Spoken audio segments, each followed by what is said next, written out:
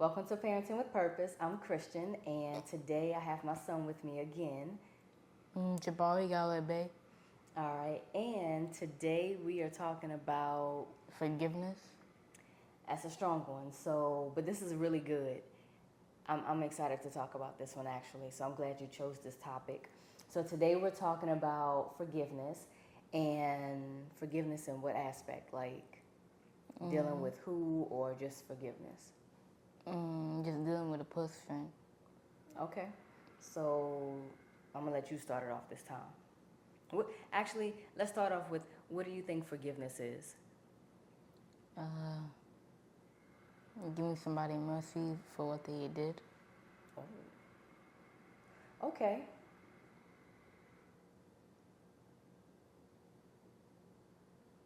I don't think I've ever heard it put that way. That's really good. Say that one more time. To give somebody mercy for what they did wrong. Okay, I like that. All right, so forgiveness is giving someone mercy for what they did wrong. All right, and what else? Telling them that it's okay to make mistakes. And I guess that would be it. So,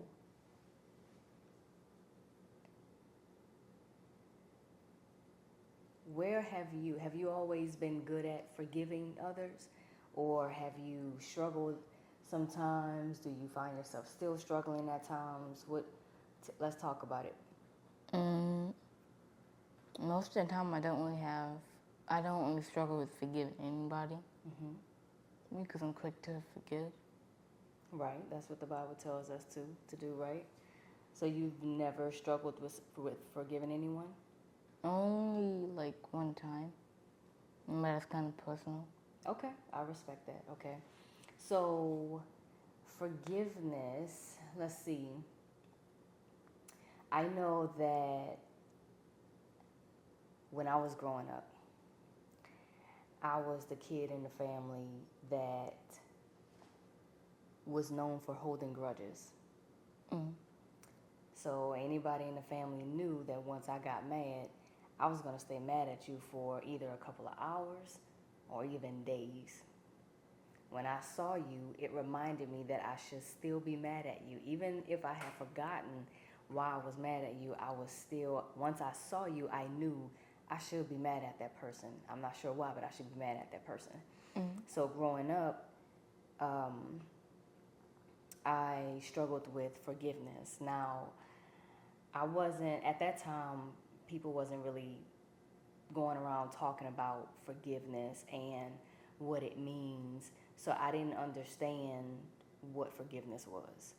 I just knew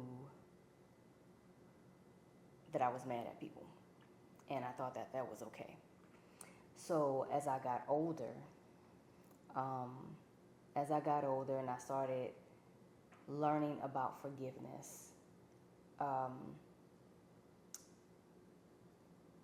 learned my first lesson about true forgiveness when I was in the military. I was in the military, and I had came across a few people, and I was deeply hurt. And so I was in church, and I had started my relationship with God. There was a church on the ship? There was a church on the ship, yeah, but I was going there on deployment, but there was also a church in the neighborhood where a lot of the sailors were going to. How far would it be? From where I was living at the time, maybe a good 15, 20 minutes. On the ship, right? So No, on the outside in the neighborhood when we were off the ship. Oh. Yeah. Okay.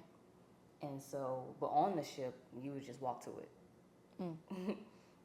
So, yeah, I started learning about forgiveness and what it meant, and I think over the years, it took me years to really understand, and God had to sit with me and teach me what forgiveness really is.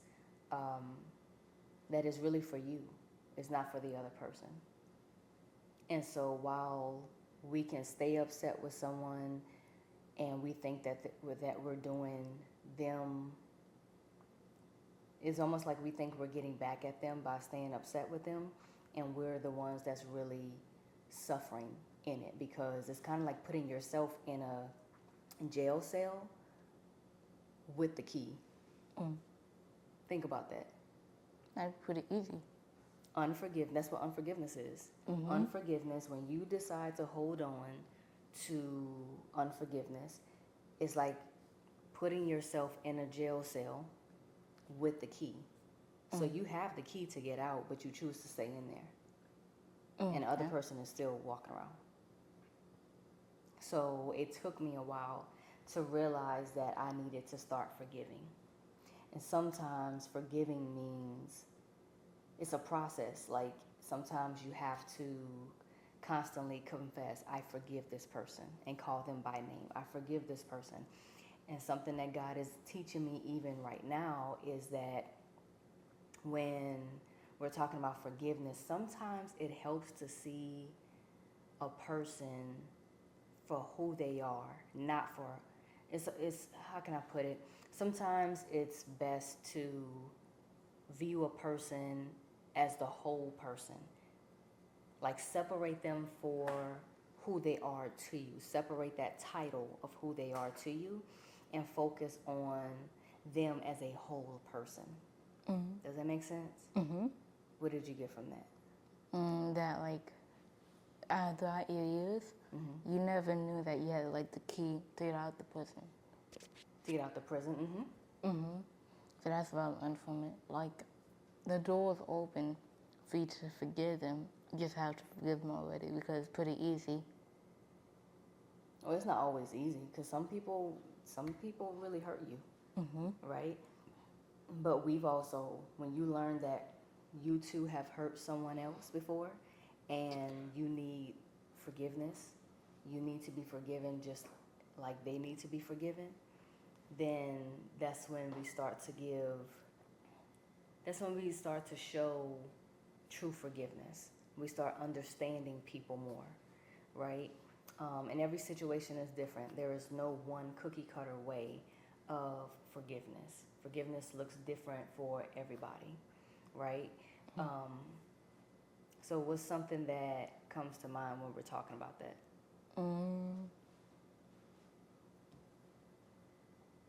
Like, what do you mean? What do you say that?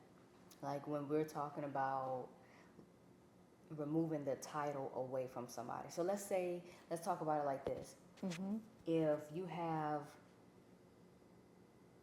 a family member or a friend that you feel has hurt you, right? Do you think that's going to cost you? Do you think that's going to hurt you more than a random person off the street? Or do you think that it's going to be equal hurt? Equal hurt. You think so? Okay, so if somebody off the street says something to you like, I don't believe in you, or I don't believe you can do it, you know, something that hurts your self-esteem, right? But then if I come to you and I say, Jabari, I don't believe in you. I don't believe you're going to have a great future. I don't believe that you're going to do great things. I just don't. Oh, I see what you mean. It's a difference, right? Because what's the difference? Tell me why would it hit differently? Because you hit differently because like it's coming from a family member who you've known for like a long time, or somebody who you knew for a long time. Yeah. But then when it comes from like a homeless person who you've not met, it might not hurt as much. Well, it doesn't necessarily have to be a homeless person, but just a random person that you meet, maybe like at the store, like you just don't have any history with them, right? It wouldn't hurt as much because you don't, like, they don't know you, so they can't just say that they don't believe in you. Like, who are they, right? But if it comes from me or someone in the family or a really good friend of yours, it's gonna hurt, right? Because you kind of have like this expectation that that person is going to believe in you, right? So how would you deal with forgiveness? But first of all, asking, forgiving them, obviously. Okay, how would you do that though? Even if you don't want to tell them, you can just say it out loud and just say, "I forgive them," and actually mean it. Okay. Because there's a difference between just saying it and meaning it. Is forgiveness, is that an option? Yes. Well, it shouldn't be an option, but it is an option in today's world because you have every right to choose whether you want to you want to forgive or not want to forgive. But as believers, is it an option or? No, you have to forgive because it's part of what God said that you have to forgive everybody in order to go to heaven. Yeah. Yep. You can't bring unforgiveness into heaven, right?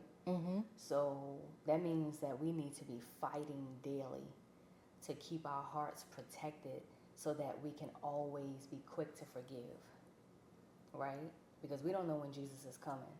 So we need to do our part every single day to make sure that our hearts are pure, that our hearts are clean, right? And I remember there is a verse in the book of Psalm when David was saying, God created me a clean heart and renew the right spirit within me, right? There's also one of my favorite scriptures actually, and it's in Ezekiel, and it says that God will, how does it go? I'm trying to think of the version of it. It says, God is telling Ezekiel, he says, I will remove the stones out of your heart and give you a heart of flesh, right? Where you can, sometimes people have so much unforgiveness in them that they can't even feel anymore. They don't have a soft heart anymore. Like their heart becomes hardened. Who does that sound like in the Bible? Lucifer. Oh, yeah. Okay, who else? They had their heart was hardened. I'm trying to think.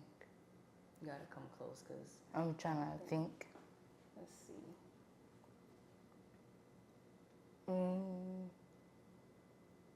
Give me a few, because there's a lot of characters in the Peter. Peter's heart wasn't hardened. I thought it was, because remember he took like a long time for him to forgive Matthew. Okay, that was pretty interesting. That was pretty interesting. Peter and the chosen though. Yeah, Peter had a different personality. Peter was more feisty. Matthew, on the other hand, Matthew was very unique, and I could see how they would bump heads. But eventually, yeah, God did have to talk to Peter. Jesus had to talk to Peter and soften his heart towards Matthew, right? Because him and Matthew were two total different people. But so how about Pharaoh? Do you remember how Pharaoh's heart was hardened toward the Israelites? He wanted to make them work a lot. He wanted to keep them as slaves, right? And work, yep. And so his heart was so hardened that he would not let God's people go. He wouldn't let them go off into freedom. Even though God gave him so many warnings and all of that. And so something that I get from that is that when we don't forgive someone, we literally hold them hostage. That brings new meaning. It literally holds that person hostage. And technically it holds us in prison too. Right, because then it's stopping our blessings. It's stopping our blessings. Yep, it is. So, what do we need to do then? We need to forgive them so that we can still have our blessings. Mm-hmm. So, this is interesting. When we talk about forgiveness, um, when we talk about forgiveness, sometimes something that I've learned and that I'm still learning is that it helps to talk it out. I haven't always done this because growing up I was scared to speak up, because for the longest, for so many years, I was struggling with pleasing people pleasing. So I was scared. Like, have you ever experienced that? Like, you didn't speak up because you were scared of how the person would respond. You were scared that, like, you didn't speak up because you were scared that what if that person leaves, or what if that person says something and we're not friends anymore, or we don't ever talk anymore. Have you ever experienced that before? I think a lot of people that are listening or that are going to listen to this video can agree to. And so that's one of the ways that the enemy plays on people, because if you're scared to speak up, which is why Satan likes to keep people muzzled. You know how sometimes you see a vicious dog being muzzled so that they don't open up their mouth? Right? Not saying that we're vicious, right? But Satan likes to keep people muzzled, and it makes them think that they don't have a voice, right? It creates fear. And so if you are scared to speak up, then you won't go to that person and say, hey, can we talk about this? Because oftentimes communication will fix a lot of things. Right? Communication is everything. That's something that we're going to work on. It's communicating. Communication takes two, not just one person. And that is an area of growth that God is working on me with, because I do want to get better. And so I do strive to get better at communicating. So that's something that I'm currently working on. But as God told me years ago, whatever he teaches me to teach Jabari. And so what I'm learning, I'm going to be teaching him. But again, like I said in the last video, this is something that I wanted to, I feel like God had been putting it on my heart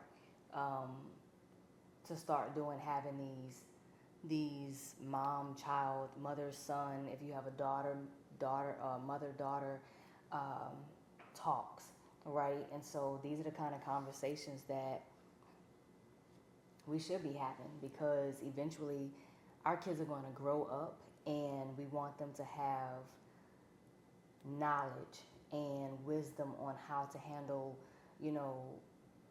life. We're not perfect, but what we learn, we should be passing that down to our kids. But I also think that this is good, because having conversation around the table, I don't think you can ever lose in that area, right? That's always a win-win. All right, so if this video has helped you in any kind of way, or encouraged you, motivated you to even talk to your child, have these type of conversations, do me a favor and put a thumbs up. We would like to hear from you in the comment section. What do you think they should? What's a question you have for them? Have you forgiven the people who hurt you the most? Oh, so comment down below if you have forgiven the people who have hurt you the most. If you have, would you mind sharing certain steps that you took to get you to the place where you are now, to just help us out, right? To help one another out, because it's not just for us, but it's also for others who are going to be watching this video. But that's all we have. We hope and pray that you enjoy your weekend, and we'll see you all in the next video.